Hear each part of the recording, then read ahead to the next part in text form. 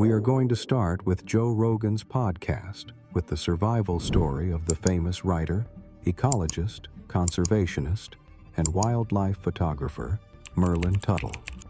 Tuttle begins by telling Rogan that he was staying in a village in the Venezuelan jungle when his team told him that there was an area of his interest 30 miles from the village.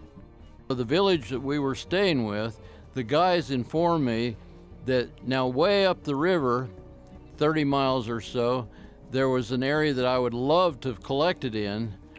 He further added that despite his interest in the area, he couldn't go there because it was under the control of the Yanomami tribe, who would kill any outsider they saw.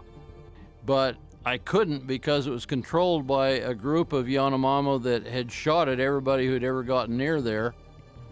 Continuing his story, Tuttle said the group of the local Yanomami tribe that he was staying in told him that it was safe to visit the area because the hostile tribe had left the area to attack another tribe.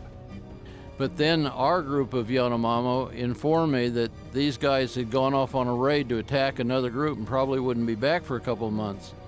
The story gets interesting as Tuttle tells Joe Rogan that he gathered courage and went to the area of the hostile Yanomami, assuming they wouldn't be there. But things changed quickly as soon as he entered the area. So I got brave and went up into their area where I didn't think they were going to be with a young man, Venezuelan, who worked for me. And we had just parked our dugout canoe on the bank and had gone out into the woods to set nets for bats when we hear 100 or so, maybe not 100, but a goodly number of Yanomamo men coming down the trail. And we immediately thought, oh my God, we're going to be absolutely dead ducks if they find us. Tuttle told Joe that he and his Venezuelan assistant hid in the jungle until late at night before making their way to the canoe. So we hid out in the jungle until about 2 o'clock in the morning and then tried turning our lights really dim and sneaking along without making any noise to get back to our canoe and hoping they were asleep. And we'll never know whether they were asleep or not. But the story got interesting when Tuttle shared with Rogan that they went back the very next night. But the very next night, we were stupid enough to think we had gone far enough away that they wouldn't find us, and we went back and tried to net again. However, this time, according to Rogan's guest, he and his helpers got a little too close to the danger. And then we heard jaguar noises. And I had a Yanomamo and a Maikitari Indian working for me, and they immediately started warning me, that's not El Tigre. That's the Indians that we're trying to avoid. Joe Rogan was really surprised and interested in where the story was going. And just making jaguar noises. Right, to communicate among themselves. Oh, wow. Tuttle told Rogan that he thought his helpers were making up these stories only to take some rest. But I insisted. I thought that these guys were just trying to get out of work because I'd been working them pretty hard and that they wanted to go to bed early that night. So I didn't really take them very seriously. And I went off with my shotgun. Back then we were collecting everything from jaguars to mice. Rogan's guest told him that shortly after going into the jungle with his shotgun, he realized that his helpers, who were extremely frightened at the time, were right about the danger. And in those days, it was a big macho thing to shoot a jaguar. So I go off with my shotgun to hunt the jaguar, and it kept moving too fast without noise in between, and I finally dawned on me that, hey, this is more like Indians than jaguars to me even. I went back and my guys were just ready to actually abandon me and leave me. They were so scared. Oh no. We didn't even take the nets down. We got out of there as fast as we could, went back to camp, and the next day when we came back to get our nets, all the main strands of the nets had been stolen, proving that these were Indians that were after us. And we probably just got out in time. Woo. However, Joe Rogan's podcast, number 2093, with the Sober October crew, included completely different but equally insane survival stories.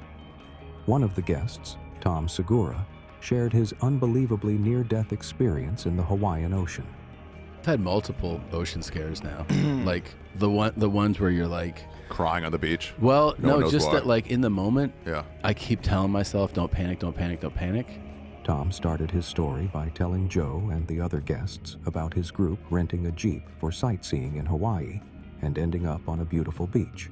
One I remember was in Hawaii where we rented a Jeep, and we were like, we want to go see something, you know? So they tell you, oh, take this road, and it takes you to this single road that goes up where there used to be volcanoes, and we come up on this beach, and they had mentioned the beach, but not really too much about it. Tom further shared that he decided to take a swim in the ocean because he loves doing so. And so when we parked, I was like, I love the ocean water. I'm going to get in the ocean, you know? So I get in the ocean. But, according to Tom, it wasn't like any other beach, and he had to work hard to get out of the water. And I remember that going in, the beach into the water was a decline, right? So like you go down, and I was just like knee deep in there about to, and I was like, man, this current is pulling back hard, like really hard. And I kind of take like a step back, and I feel myself going further down a decline into the ocean, right? And when I decide to get out, I have to really push hard, like all legs, like boom, boom, like run, like you're running up a hill to get out. And I was like, whew, that was. If That a wave was- hit you there, that was you're kinda- kind of that was There was kinda that guy who was a scary. WWE Damn. wrestler. Tom Segura told Joe that when he got back to his hotel, the locals told him that the beach was a no-go area because of scary reason.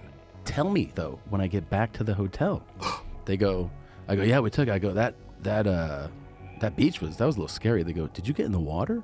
And I go, yeah. And they go, oh, you can't get in that water. Like, you'll drown in that water. Did you notice there was nobody swimming there? I go, yeah, I noticed. I thought it was But beautiful. I thought I found a, Oasis. you know, and They they're don't like, tell you? they didn't tell me. They're like, fuck. do not swim in that water. They're like, you can't swim out of that. If you would, they're like, if you had swam 10 feet in, they're like, you're just gone. In the same podcast, Bert Kreischer, who was also a guest, shared his near-death experience while skiing in Switzerland. While watching survival videos of other skiers, Bert shared he had been through a similar situation in 2013. Happens is like what happened to me when we were heli-skiing is I fell face forward in powder. I'd never snowboarding in powder. 4 feet of powder is very different than snowboarding. It's like you have to have your bindings reset. You have to really know how to ride the powder. Bert told everyone in the room that snow skiing in powder is a lot different than snowboarding. The story got interesting as Bert went on. And I could not turn right. And the guy told me, he's like, don't go within 5 feet of my tracks. Stay within my tracks. So the whole time, I can only turn left. Because at the time, I really wasn't that good of a snowboarder. But I could snowboard, but not in powder. And so he's going like this, and all I can do is go left, and I'm just going off the track. Oh, no. Bert told Joe and others that things went south when he found himself buried in snow. And I'm panicking. But by the way, we're at like 13,000 feet, 14,000 feet. It's very little oxygen. I'm gassed, I'm fat, I'm hungover. It's the day after the national championship that we went to. So we'd eaten edibles. It was the like day after that? It was the day after that. I flew to Switzerland and immediately landed and went heli-skiing. I don't remember that. And so, no, when we went to Florida State versus Alabama. Oh, 2013. Yeah, 2013. So all of a sudden I go to cut right, and I catch my nose, and I go face first in the snow. And at first I'm like, fine. I push my arms in, and they just do not touch anything. It just goes like this. And now snow's impacted on my face, so I can't really breathe. And I'm first of all, I deal with panic, but panic kicks in immediately, and I'm like, this is why I have the beacon on. And so I try to clear the snow out of my face, but I'm like pulling all the muscles in my back, trying to turn over. And then the guy just comes up behind me, grabs me on the back, flips me over, and he goes, you should see your sound guy. My sound guy's upside down, skis kicking, upside down in the snow. And we just got the out. We got on a helicopter and got the out. I was like, this isn't safe. While Bert Kreischer had someone pull him out of snow, Ben O'Brien's survival story was next level insane. In a 2022 podcast, he shared his encounter with a grizzly bear. I was out in this drainage, this grizzly bear.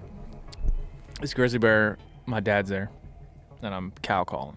Okay. And you think the elk's coming, I think this elk's coming. but it's not. It's not.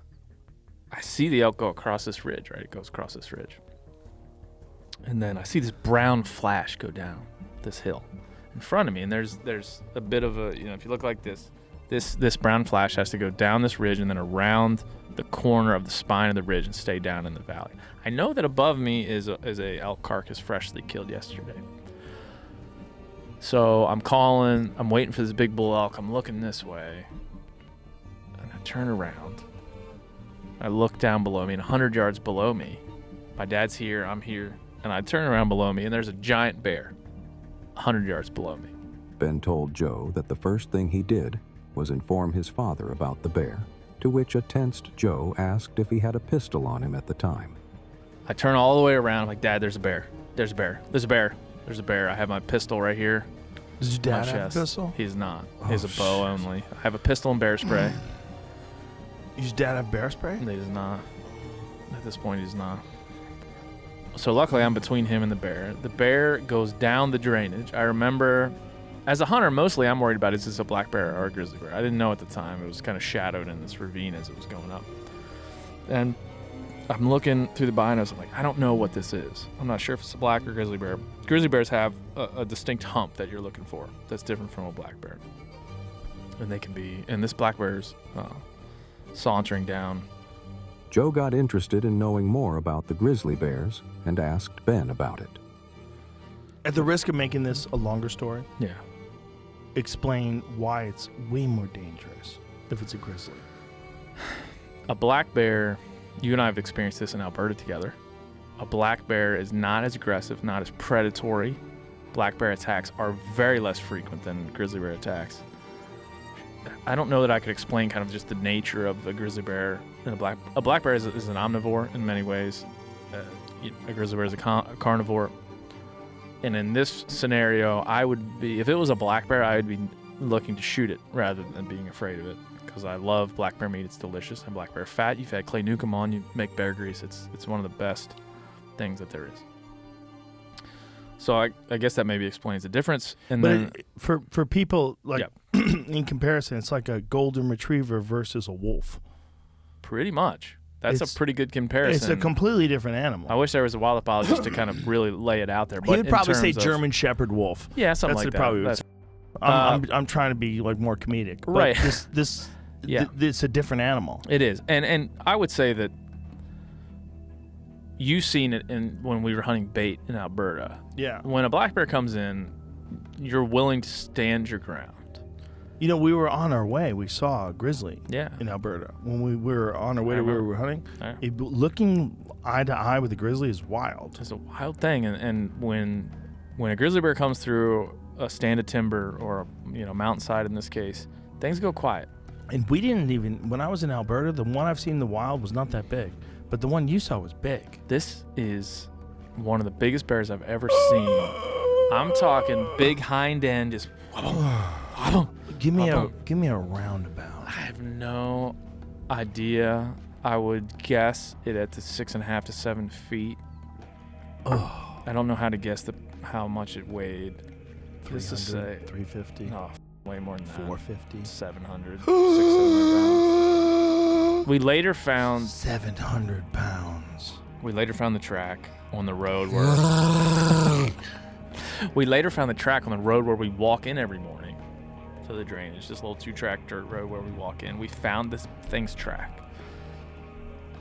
So it is sauntering up this drainage. And there's a moment where my mind's not in the right spot. It's in the place of, is this a grizzly bear or a black bear? And now that I look back on that moment, that bear was about 2 seconds away from ripping my face off. Oh my God. Next, we have an insane survival story of Donald Cowboy Cerrone, who escaped death while cave diving. Joe Rogan already knew about Cerrone's interest in cave diving and asked him to tell more about it. Yeah, tell me about the cave dive. So you want to learn about cave diving. Okay. So, first of all, Cave wants to take you. She takes you, so you learn about all these different rules of the water and of the nitrogen levels that you're taking into your body, Anyway, cave diving is about 5 years in. I got my certification in high school, and I am a super cave diver, man. I love it. I love it. I love diving. I love everything about diving. I love ship diving, cenote days, caves, you name it, I love it. When you are going on an adventure as dangerous as cave diving, your family is certainly going to be worried. And that's exactly what happened in Cerrone's story. So, we jump in this cave. Let's rewind to 20 minutes. I just kissed my girl and my new baby. And she's like, I don't really want you to go, like, right? I don't want to say his name, but the guy you're going with, like, I'm worried. Mm-hmm. I said, what are you worried about? I said, I'm coming home. Like, this is what I come home every time. I'm coming home. I don't know. So I order another cylinder of air just for extra. I have 2 originally I'm going with. I order another cylinder of air I told her just to have it, right? No one's ever died because they have too much air. In cave diving, you dive in thirds. So if we have 300 psi, we'll do 1,000 psi in. We'll do 1,000 psi out, and we have 1,000 psi in case something happens. Cerrone explained the basics of cave diving to Joe for better understanding of what exactly happened and how it happened. Also in cave diving, they have lines. You run these in a cave. They'll already have a line run. A bunch of guys like me, tech divers, have gone into caves. They discovered them. They mapped them. They named them. And they put lines so you can follow them in case something happens. Right? Get in and get out. Lines and lines, and none of the lines really connect except for like the main lines. They'll have like 3 or 4 main lines down big channels of a cave because caves are huge, right? From an entrance to the main line, usually no one has a cave. You have to make it what's called a jump. You have to make your own line because they just don't want someone listening on here today to go find a cave, jump in, swim down, and be able to get in and out and get lost in there. Now all of a sudden we have a Thailand incident. We're fucking going to save people. So we make a jump, tie off. You put these direction arrows down. They're called cookies, right? Pointing out towards the direction out of the cave. So that way, if something happens, you come out. When you make a jump, you take your light, you wrap it around your neck, and then you have 2 hands that work on the line. Cave diving is an extremely dangerous activity, and one needs to follow all the rules and procedures to come out of it alive. But this wasn't the case with Cerrone's partner. The guy I was with didn't follow some of our rules. And in cave diving, it's kind of an unwritten fact that you only worry about you. I'm coming home, right? I'm staying alive. So if Joe, me and I were cave diving, if something were to happen, I'm not going in there to get you. No reason for 2 of us to die when only one's in there can die.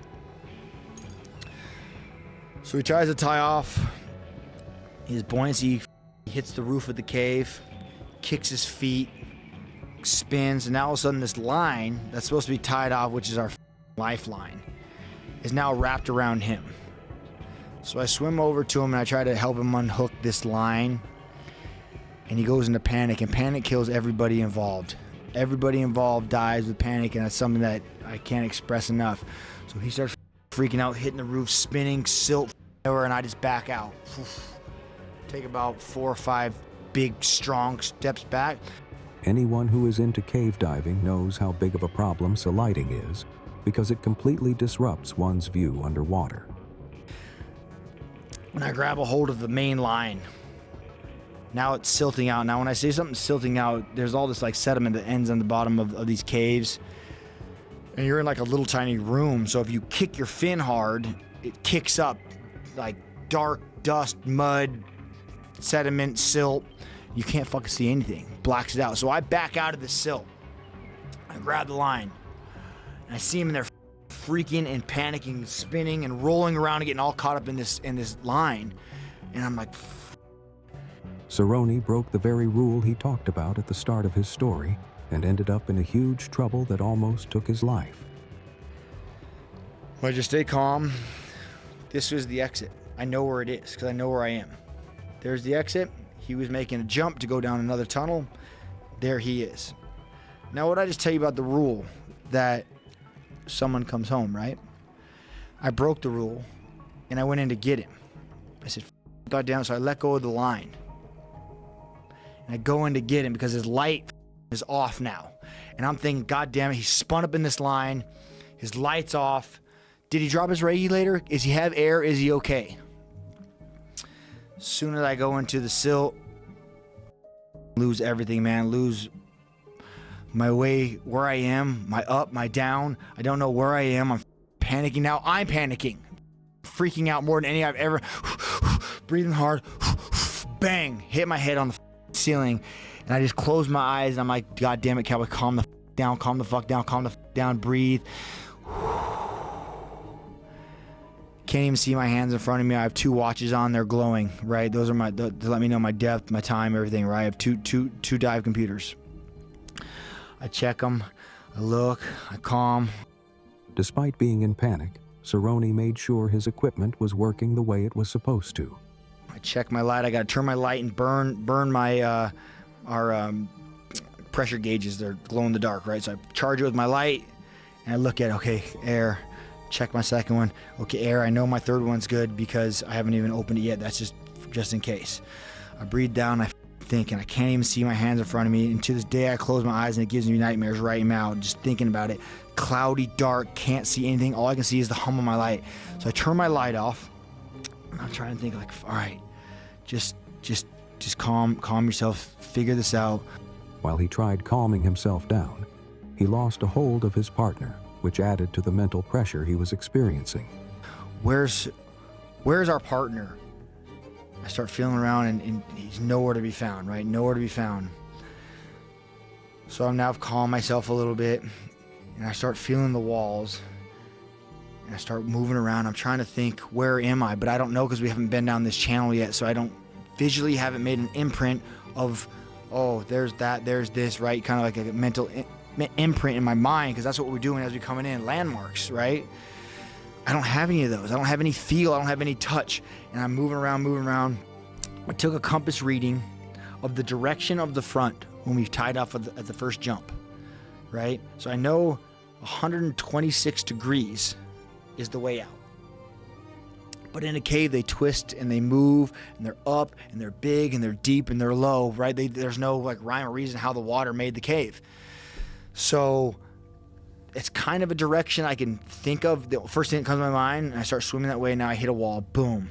And I go down, I hit a wall, and I'm in panic mode again. I swim. Now I just start swimming and kicking and going crazy.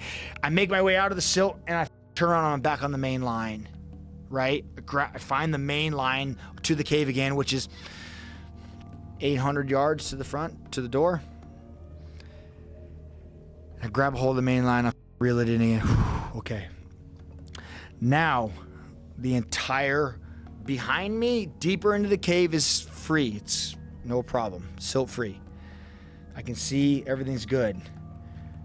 Where I need to go is silted out and blown, gone, completely washed. I couldn't see you sitting there, but I can see everything behind us. I can't see you. I have the main line, but I don't have the jump line to get the out.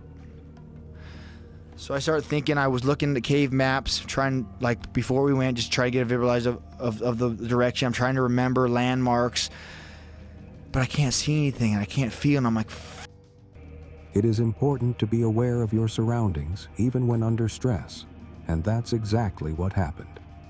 But panic was also getting hold of Cerrone.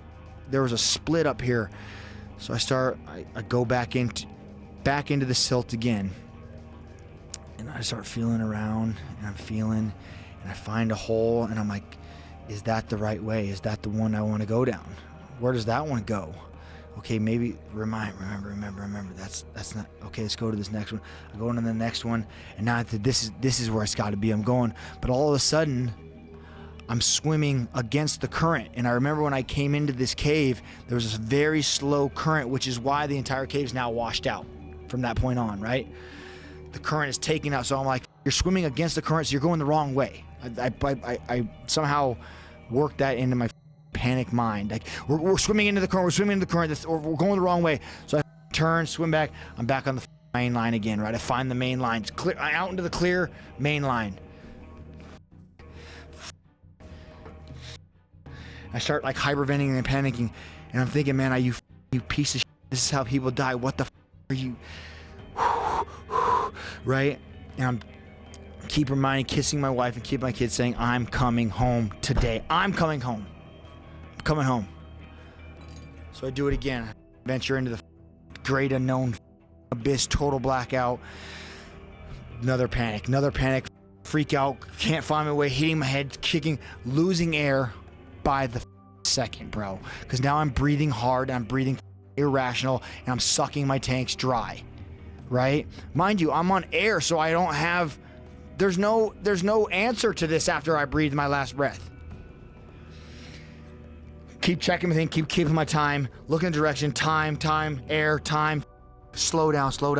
Now I'm in pitch black, can't see anything, trying to figure out where I'm at, what I'm thinking, what am I doing? Okay, we're running out of air. How much time do we have, Cowboy? We're at 28 feet. I know we're at 28 feet. I could probably breathe on this for about another hour, on this tank, another hour, so we got another hour. Okay, we've been in here for 38 minutes already. What are we gonna do? Start trying to find my way out. I can't. Trying to find my way out. I can't. Now I start thinking, what am I gonna do? I'm not gonna drown, Joe. Drowning's like my biggest fear of my life.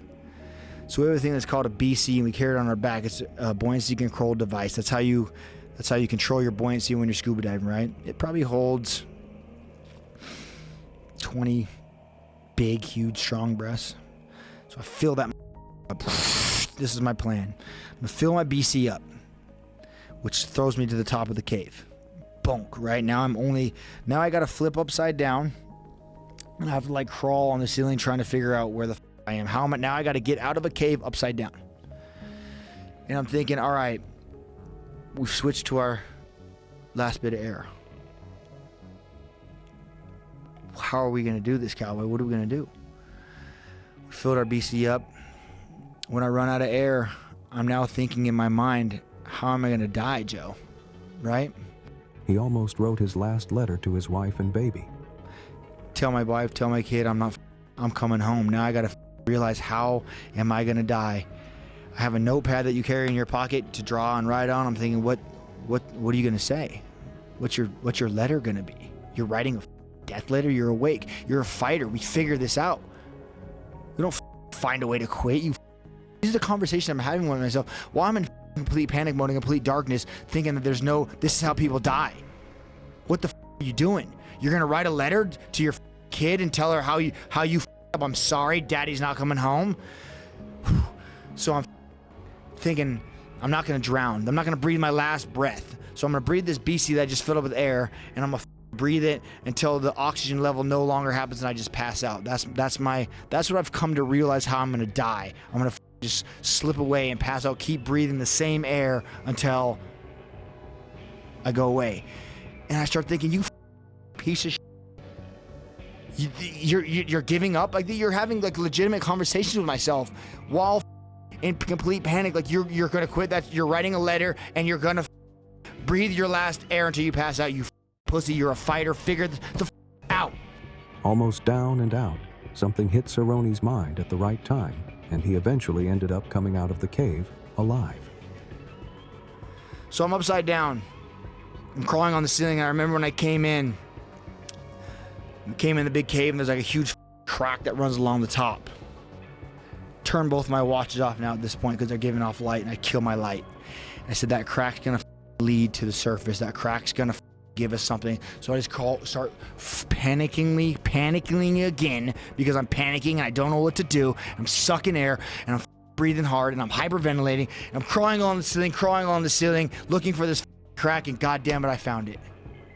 I found the crack and I followed the crack, and the crack got bigger, and all of a sudden I see glow, like green glow, crawling, find it, try to get up. My tanks are too big. I can't get out of the little hole. Can't get out of the hole. I'm bink, hitting, screaming, freaking out. Calm down, Cowboy. This is the way.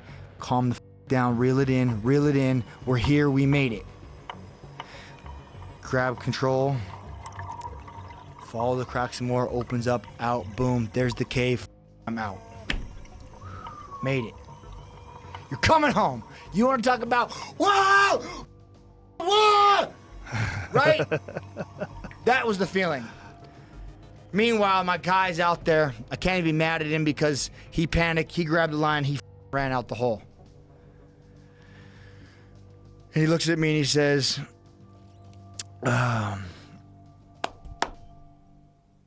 so we're not diving together ever again, are we? I said, no. That was it. That was it. And I text my girl, I love you, baby. And today was a scary moment. But Daddy's coming home.